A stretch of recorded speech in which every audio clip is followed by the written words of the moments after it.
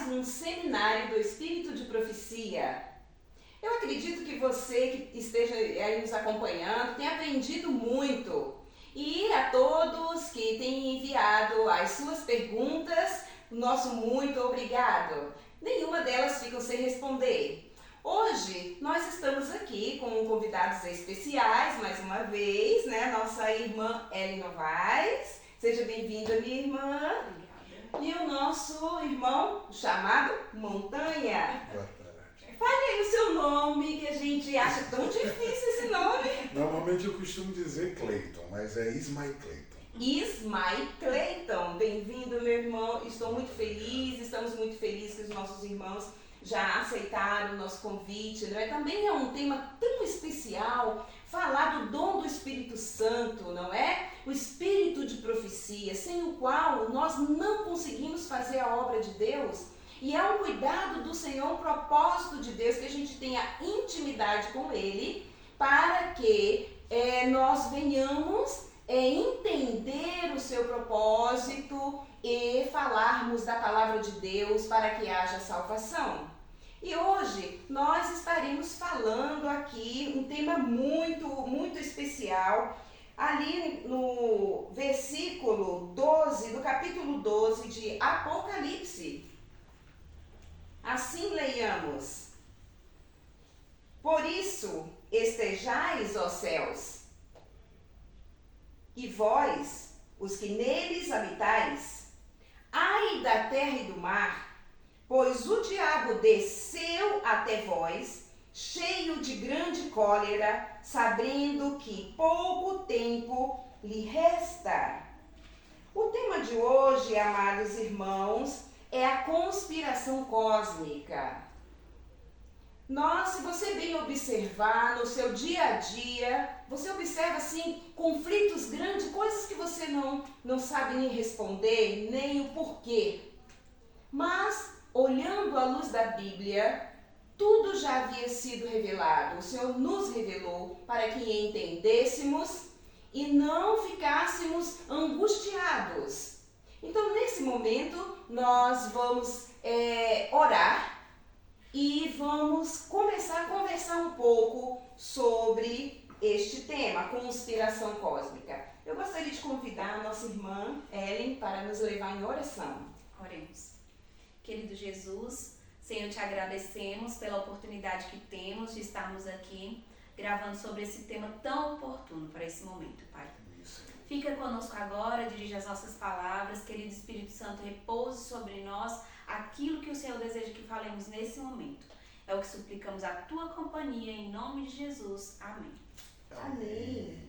Então, amados irmãos, nós sabemos assim, conspiração é algo planejado, mas com um objetivo não positivo, não é? O objetivo é ter ganho em cima de alguém, de alguma autoridade, de algum poder. E nós temos, não é, conspiração cósmica, ou seja, a conspiração de alguém interessado na destruição, não é, de um bem maior, no nosso caso o universo, né? No nosso caso o Criador, no nosso caso a comunhão do Criador com a criatura. E um ponto importante que nós não podemos esquecer, que nós temos um adversário e que chama-se Satanás. Então, amados irmãos, como é que estamos hoje? Os irmãos podem nos falar um pouco assim do como que vem crescendo esse conflito? Como se deu esse conflito? Então, irmã Suzy, a gente, para abordar esse tema, a gente para e começa a pensar desde o início. Como tudo aconteceu e como essa conspiração cósmica, ela aconteceu lá no início, lá no céu. Essa primeira, como o nosso adversário que você mencionou inicialmente, como ele elaborou, ele arquitetou esse plano para que muitos se desviassem do caminho do plano original que foi estabelecido para eles, lá no céu, né? Então isso começou com os anjos, lá no céu. Olha o que diz aqui em Apocalipse 12, versos 7 ao 9, diz assim, ó: E houve batalha no céu, Miguel e seus anjos batalhavam contra o dragão. E batalhavam o dragão e seus anjos, mas não prevaleceram, nem mais o seu lugar se achou nos céus. E foi precipitado o grande dragão, a antiga serpente, chamada Diabo e Satanás, que engana todo mundo. Ele foi precipitado na terra e os seus anjos foram lançados com ele. Então, a gente tem aqui uma evidência clara de que houve uma batalha no céu e que Miguel e seus anjos lutaram e prevaleceram e ganharam essa batalha. Mas, em contrapartida, tem Satanás e seus anjos que se opuseram ao governo de Deus e com essa oposição foram lançados aqui na terra porque achou lugar para eles aqui na terra. E aí, desde então, desse primeiro conflito, dessa primeira divergência de interesse lá no céu, eles foram precipitados aqui na terra e aí veio desde Adão e Eva até agora. A gente tem colhido, infelizmente, os frutos dessa desobediência e dessa divergência de poder aí, né? Satanás querendo ocupar o lugar que nunca foi dele, mas ele quer até hoje. Reivindica esse planeta como seu, né? Os habitantes dele como o dele também, mas que Miguel foi vencedor lá no céu e Cristo continua sendo vencedor desse conflito. Glória a Deus, glória a Deus. Irmã Ellen, para a gente trabalhar esse contexto dessa luta, dessa batalha cósmica que nós tivemos, que mais um momento à frente nós entraremos no espírito de profecia para clarear um pouco essa imagem que nós temos. Mas é preciso que nós venhamos a esclarecer que não se trata de anjos comuns. Se nós obtivermos o que está na palavra, a gente pega no livro de Ezequiel 28, ali pelo versículo 13, olha o que a Bíblia diz e de quem ela fala. Ela vem falando do anjo principal que causou essa batalha no céu.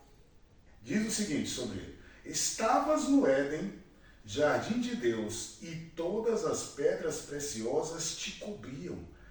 O sárdio, o topázio, o diamante, o berilo, o ônix, a jaspe, a safira, o cabúnculo, a esmeralda, o ouro, se te fizeram os igates e os ornamentos. No dia em que foste criado, foram eles preparados. Tu eras querubim da guarda, ungido, e te estabeleci e permanecias no monte santo de Deus.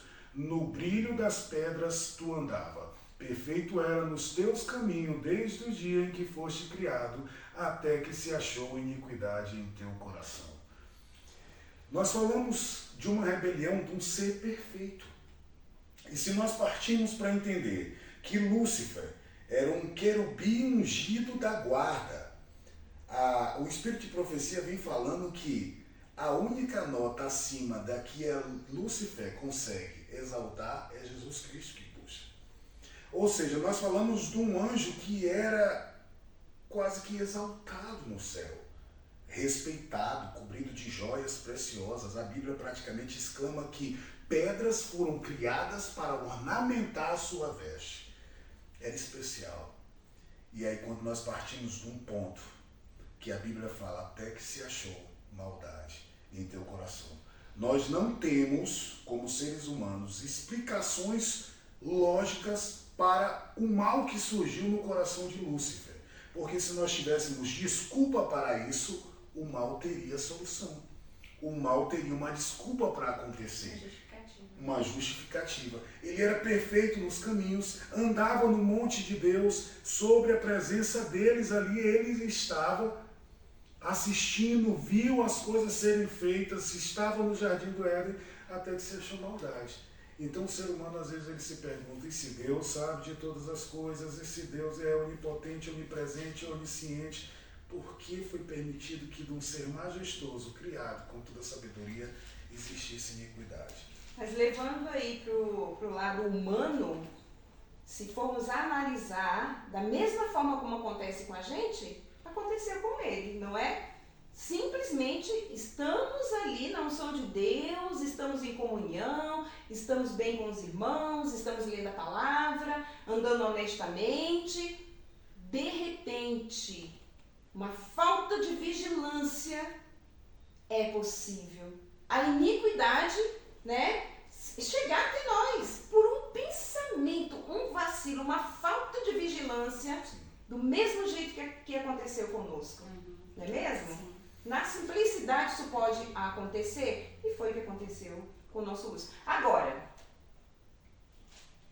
é certo que Deus vai nos esclarecer muitas coisas, não é mesmo? E nós estamos aguardando e temos muitas perguntas. Quando chegar lá no céu. Agora, ainda continuando nesse aspecto, irmã, sobre a queda dos nossos primeiros pais. Né? Lá em Gênesis 3, verso 1 ao 3 diz assim: mas a serpente mais astuta do que todos os animais selvagens que o Senhor Deus tinha feito, disse à mulher: é verdade que Deus disse, não comam do fruto de nenhuma árvore do jardim? A mulher respondeu à serpente: do fruto das árvores do jardim podemos comer, mas do fruto da árvore que está no meio do jardim, Deus disse: vocês não devem comer dele, nem tocar nele, para que não venham morrer. Então, a serpente disse à mulher: é certo que vocês não morrerão. Até o verso 4. Então, a gente vê que desde o início, Satanás lá no céu, ele foi ali comendo, falando, inventando, porque ele é o pai da mentira. Então ele já chega inventando as suas mentiras, tentando trazer quantos fosse possível para o lado dele, ali com os anjos no céu. E ele conseguiu pegar a terça parte dos anjos. Chegando aqui na terra, mais uma vez ele faz uma das suas investidas. E aí faz o casal edênico cair. E aí nós viemos até agora colhendo os frutos disso. E a gente percebe que Satanás, em todas as épocas e em todos os tempos, ele vem trazendo, inventando métodos novos para fazer com que a humanidade pereça, a humanidade caia. Eu gostaria de, já que agora a gente explicou um pouco sobre o contexto da criação, dos anjos, a queda que foram expulsos e como os nossos pais caíram, a Bíblia ela é um livro antigo que nos traz luz, mas muitas das vezes nós não percebemos, e é onde a gente entra no nosso ponto foco sobre o espírito de profecia para poder clarear esse aspecto. Nós entendemos através da Bíblia que quando João teve uma visão, aí nós acreditamos na Bíblia. E quando Isaías falava, nós acreditamos na Bíblia porque está na Bíblia e não é o nosso momento. E aí nós precisamos entender que a Bíblia nos relata coisas que acontecerão no futuro e que nos mostrarão o espírito de profecia. Porque se nós formos ler Hebreus, aqui no capítulo 1, para nós chegarmos, vamos contextualizar esse momento para que a gente possa entender aonde a gente quer chegar. Em Hebreus, no capítulo 1, no versículo 1 e 2, diz o seguinte, irmão: havendo Deus outrora falado muitas vezes e de muitas maneiras aos pais pelos profetas. Então nós temos ou não temos profetas na Bíblia? Aí o que diz aqui mais adiante no versículo 2? Nesses últimos dias nos falam pelo Filho, Jesus. Então nós tivemos profeta antes e nos tempos presentes que a Bíblia relata aqui, eles vão dizer que agora nós temos um profeta que é o Filho, a quem constituiu o herdeiro de todas as coisas, pelo qual também fez o universo. Aí o irmão que está me assistindo em casa diz assim: muito bem, irmão Montanha, você fala do passado, você fala do presente que é Jesus, e o futuro? Se nós caminharmos a Bíblia mais um pouco, nós vamos ver que Joel 2,28 e Atos 2,17, eu gostaria que o irmão pegasse depois. A Bíblia nos diz que nossos velhos sonharão, os jovens terão visão, as crianças relatarão coisas que irão acontecer. Então, quando a gente traz o nosso espírito de profecia e fala um pouco sobre a irmã Ellen White, nós falamos dos velhos, nós falamos de profeta, nós trazemos esclarecimento para as coisas que aqui não estão relatadas. Porque muitos de nós criamos conjectura a respeito da Bíblia. E isso é perigoso se não tiver um espírito de profecia embasado em cima disso. Então, trazendo para esse contexto nosso, o que a irmã Ellen White traz sobre esse aspecto, diz o seguinte: durante o ministério de Ellen White foi mostrado por volta de 2.000 visões. A visão mais abrangente e mais significante entre todas as suas visões foi a do grande conflito entre Cristo e Satanás, que é a base que ela coloca sobre o que aconteceu, mas que a Bíblia já nos explica num contexto menor. Então hoje o que eu queria trazer, nesse primeiro ponto que nós estamos, e nós vamos voltar já para o contexto desse conflito cósmico para explicar isso, depois trazer o aspecto do espírito de profecia, é que tudo que a irmã Ellen White falou dentro das suas visões e o que ela escreveu não entra em conflito com a palavra de Deus. Isso é importante porque se todos os profetas que estão aqui nos ajudaram no passado, Jesus veio nos ajudar e nós temos uma pessoa que fala, que falou, escreveu relatos e que a gente vê que não entra em contexto contraditório com a palavra de Deus, nós podemos crer sim, assim como em Joel e Atos diz que velhos, crianças e jovens terão visão sobre o aspecto do conflito cósmico que nós temos. Até, Montanha, a senhora White, ela nos livros dela, ela traz sempre as referências bíblicas. Então há uma confiabilidade nos textos do Espírito de Profecia, né?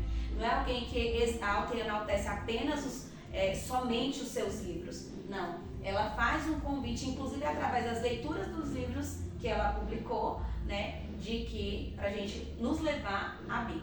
Então isso é muito importante. É um profeta que não sai dos textos bíblicos. Eu queria ressaltar, irmão, que muitas das vezes nós temos o poder de criticar o espírito de profecia, a irmã Ellen White ou outras pessoas que falaram sobre a palavra de Deus, e nós não paramos para entender o contexto da coisa toda. Quando Ellen White teve a sua primeira visão em meio a vários irmãos que ali ela estava, e nós vamos voltar para esse contexto dentro do que é esse sofrimento, a irmã Ellen tem uma palavra sobre isso. A irmã Ellen White conta no seu primeiro livro, que foi Primeiros Escritos, Spiritual Briefs, volume 1, ela fala que no momento em que ela teve a visão, ela teve logo depois uma visão que dizia para ela escrever sobre aquilo. E quando ela se coloca à disposição de escrever, o que aconteceu? Ela foi automaticamente molestada pelo inimigo. Ela teve uma paralisia quase que total de um lado do corpo e ficou somente com o lado esquerdo do corpo funcionando.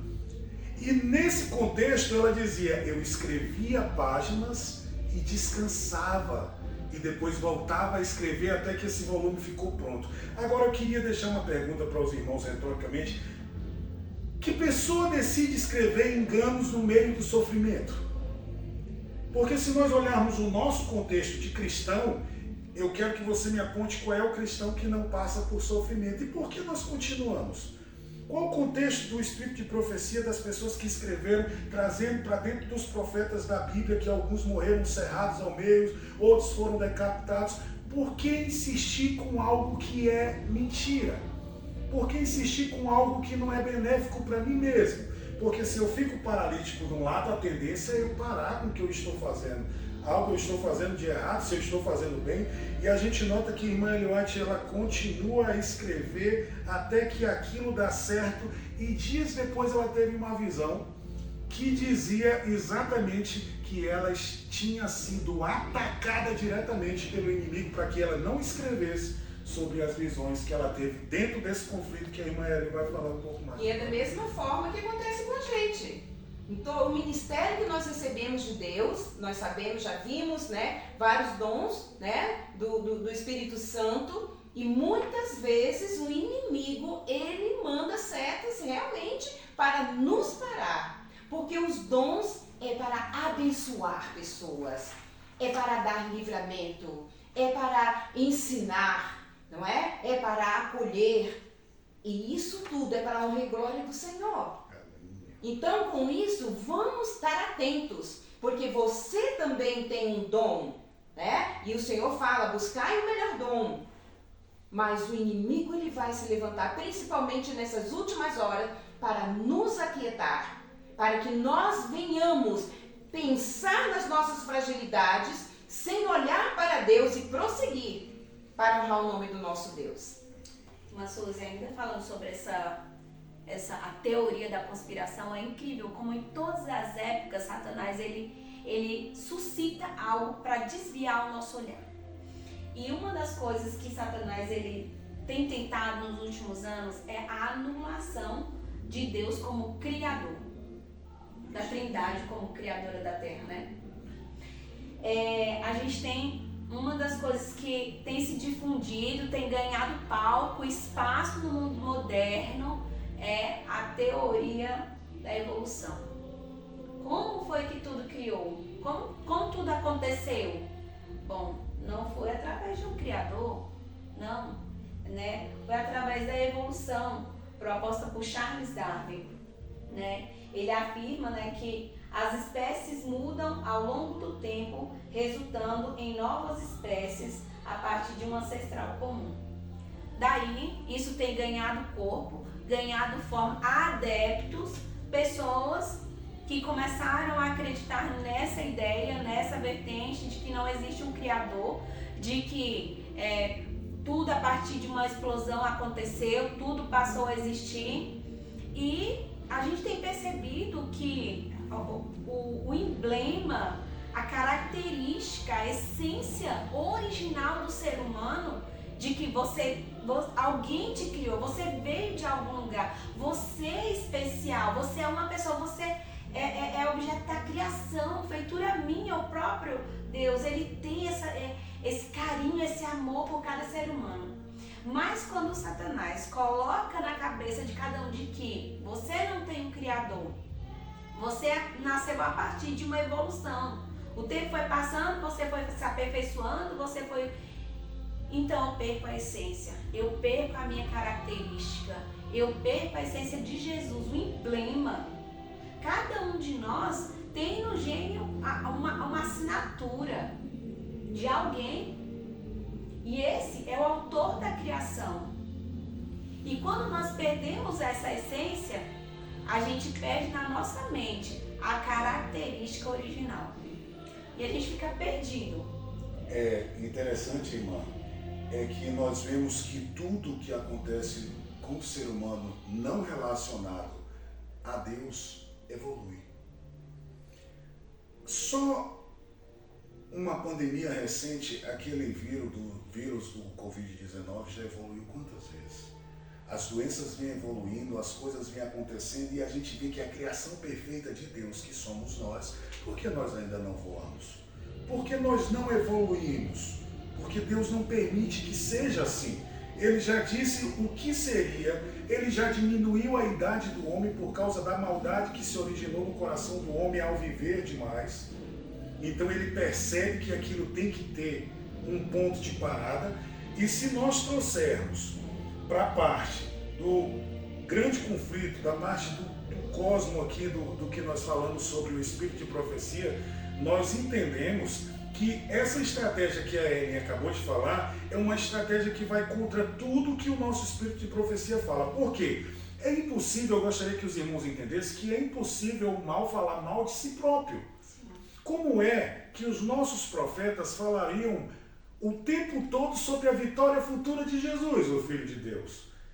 Irmã Ellen White, por exemplo, nos seus primeiros escritos, ela relata que viu desde o momento em que a criação foi feita, o período de João, o período que os profetas passaram, e ela fala sobre a vitória de Jesus já no seu volume 4, sobre a vinda dele, que o seu povo não estaria preparado para isso. Então nós entendemos que o mundo, Satanás, ele não precisa, num dos seus livros, Ellen White diz que o semblante foi-me então mostrado que Satanás havia sido feito e era feliz, exaltado no céu. Foi mostrado com um semblante de felicidade. Então hoje nós entendemos que a maioria de nós costuma entender que tudo que é mal vem de Satanás e às vezes o que se mostra bonito e belo talvez não seja engano dele. E a gente entende por aí que nesse contexto que a irmã Ellen traz, Satanás ele não precisa que você o adore, ele precisa te manter distraído com as mentiras, as coisas que acontecem, dizendo que não vem de Deus. Mas eu queria colocar, irmão, para você um ponto que você pudesse refletir sobre isso. Se nós não temos o caráter da Bíblia, se a Bíblia não diz que roubar é proibido, o que te impede de roubar? todos os contextos de caráter que nós temos, que a humanidade segue e rege hoje, estão declarados na Bíblia. Porque sem a Bíblia, sem o espírito de profecia que somente ilumina o que a Bíblia diz, tudo era permitido. Se eu não tenho um julgamento, se eu não sou feito por um Deus que prometeu que um dia vai enviar o seu filho para me buscar novamente, e se isso não existe, Se não tem uma lei que se não tem uma lei que rege o universo, tudo para mim é permitido. Então por que, meu irmão, que você não pode tudo? Por que você não faz tudo? Porque existe algo em você que Jesus já disse no dia que ele ia subir, que ele disse, eu vou, mas eu deixo o meu Consolador para que ele te guie em toda a verdade e justiça. Por mais que nós venhamos a tentar nos automutilar, nos perder e nos jogar no mais fundo do abismo, a Bíblia nos mostra que não existe um aspecto de um poço tão fundo e que não existe uma mola no fundo que nos resgate a presença de Deus. E quando nós falamos de espírito de profecia, o que a irmã Ellen White fala é: me foi mostrado o semblante perfeito de Lúcifer, me foi mostrada a criação. Ela não diz que criou, ela não diz que estava lá, ela não diz que fez, ela só complementa para que nós tenhamos uma visão mais clara. E olha que interessante, irmão, muitos de nós não estamos em capacidade de criar conjecturas sobre a Bíblia. Muitas das vezes o nosso coração pode se corromper facilmente. Se o de Lúcifer, que era um anjo perfeito, se corrompeu, se nós não tivermos, que nem está lá em Joel, a visão direta de Deus, e o Senhor que me perdoe, se a gente conseguir ler um dos primeiros livros de Ellen White, que é Vidas e Ensinos de Ellen White, em que ela fala do sofrimento que ela teve, porque dos mais de 70 livros que ela escreveu, ela fala da palavra de Deus. Nesse livro, Vidas e Ensinos, ela fala do que ela sofreu. Ameaças diretas, você tem que pregar. Quando ela pregava, o filho ficava bem. Quando ela não pregava, o filho voltava a adoecer. Um lado do corpo paralisado. E que vontade é essa de falar sobre as coisas que estão nesse livro? Isso é o que nos motiva, irmã, saber que estamos fazendo a coisa certa. Principalmente porque a irmã Ellen vai falar sobre isso, e nós temos que entender que muitas das vezes nós vamos sofrer aqui, continuar sofrendo e tendo que insistir na palavra de Deus, porque a Bíblia nos conta que a nossa recompensa é no fim. É no final. Como nós fomos feitos à imagem e semelhança de Deus, é por isso que nós não nos afastamos e temos esses princípios, não é mesmo? E por que Ellen White ela suportou? Por que ela escreveu? Por que ela permaneceu exatamente como aconteceu com os apóstolos? Quando nós somos revestidos do poder de Deus, nós temos alegria, nós temos sede, nós não queremos sair da presença do Senhor.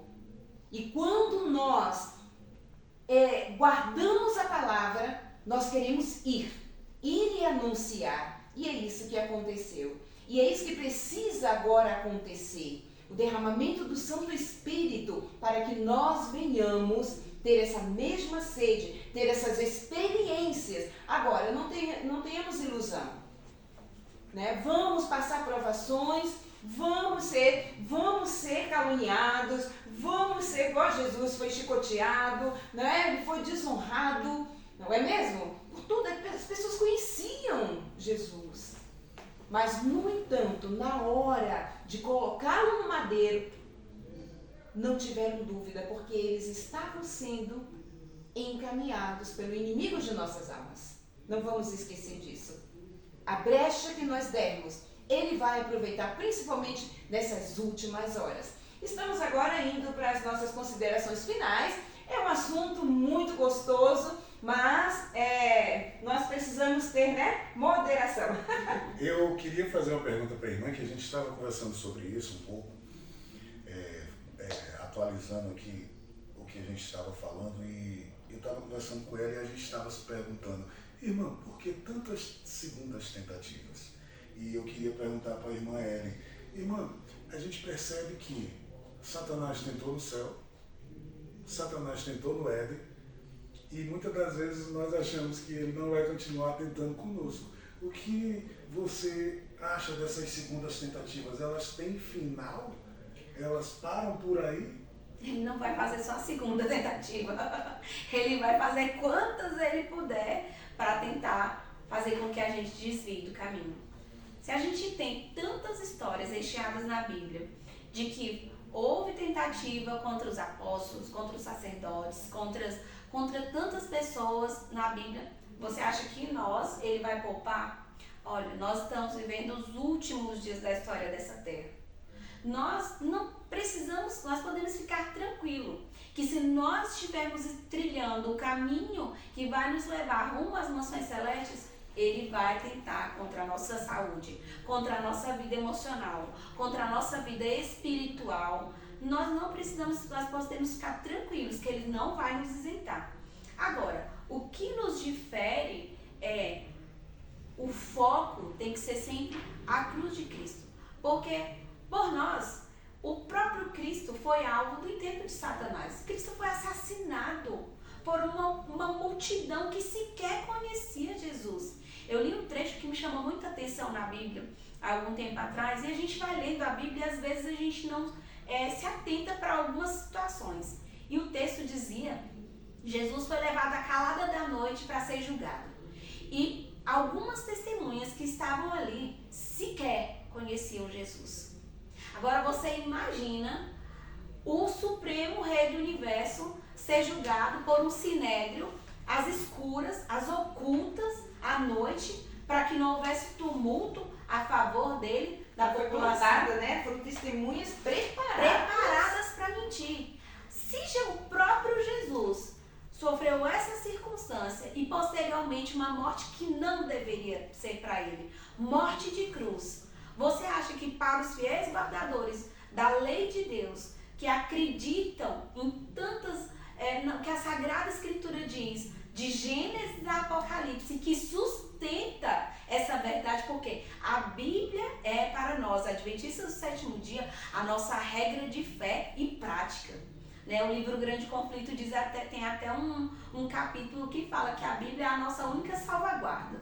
Então, se para eles ninguém foi isento, nós vamos ser isentados? Nós vamos ficar tranquilos? E nós, eu creio, irmã, que somos a última geração dessa terra.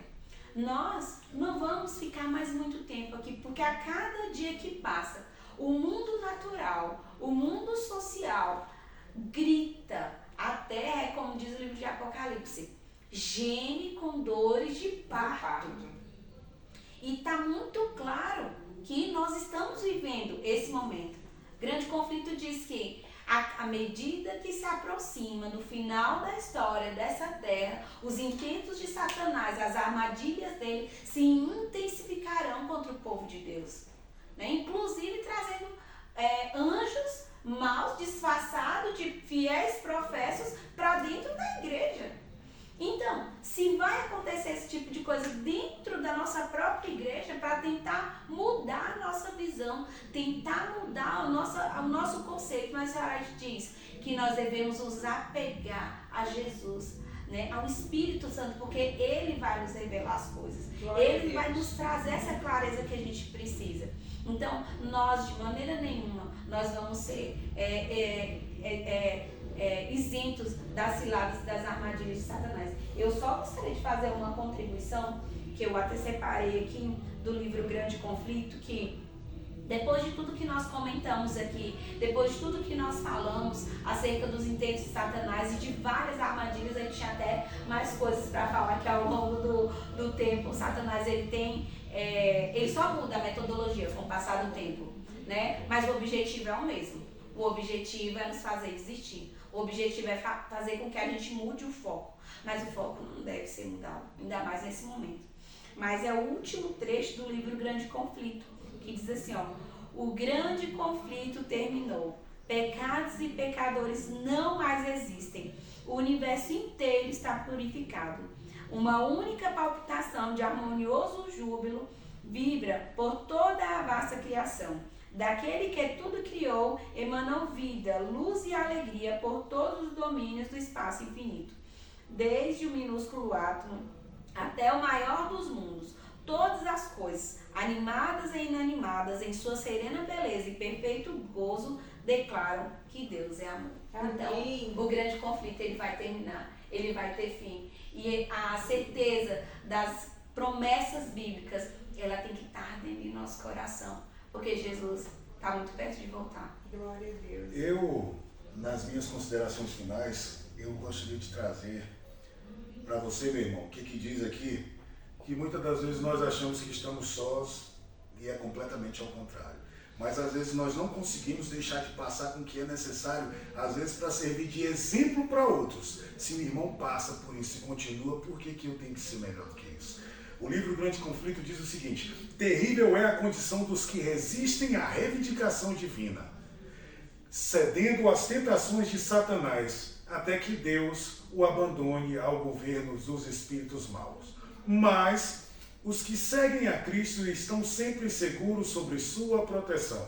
Anjos magníficos em poder são enviados do céu para protegê-los. O maligno não pode romper a guarda que Deus põe em redor do seu povo. Ellen White, O Grande Conflito, página 517. Eu gostaria de terminar, meu irmão, dizendo para você o seguinte: está chegando o momento em que Deus vira para o seu filho e diz: filho, está na hora de ir lá, buscar aqueles que eu fiz com as minhas mãos, aqueles que eu perdi, e com a tua vida um dia eu resgatei, e agora chegou o momento de buscá-los. Eu espero que você faça parte desse povo, e eu também, e nós que estamos aqui. Porque nós temos sofrimento sim todos os dias, passamos por situações diferentes uma das outras, mas todos nós entendemos que é uma segunda tentativa de Satanás de nos tirar do reino de Deus.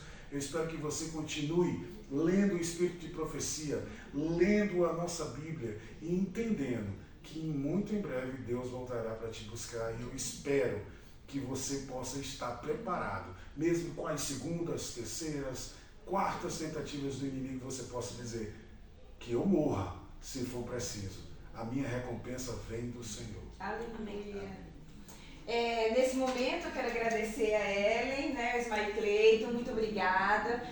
Cada dia mais, né, a gente aprende e a gente sente mais vontade, né, de ler, de passar mais tempo meditando, não é? Porque nós no final que acabamos sendo edificados, não é mesmo? Ao final, né, desse seminário, você poderá responder o formulário e o maior número de perguntas acertada, você vai ganhar um prêmio. Então, vamos lá. E o maior ainda é ter o conhecimento para salvar vidas, não é? E edificar. Muito obrigada, até a próxima. Tchau. Tchau.